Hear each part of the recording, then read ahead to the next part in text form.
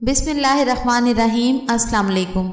ابن عباس رضی اللہ عنہ سے یہ روایت نقل کی کہ رسول اللہ صلی اللہ علیہ وآلہ وسلم سب لوگوں سے زیادہ جواد یعنی سخی تھے، اور رمضان میں دوسرے اوقات کے معاملے میں جب جبرائیل علیہ السلام آپ صلی اللہ علیہ وآلہ وسلم سے ملتے بہت ہی زیادہ جود و کرم فرماتے۔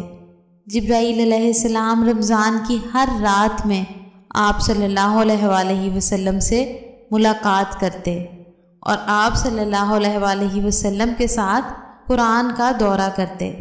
غرض نبی کریم صلی اللہ علیہ وآلہ وسلم لوگوں کو بھلائی پہنچانے میں بارش لانے والی ہوا سے بھی زیادہ جود و کرم فرمایا کرتے تھے۔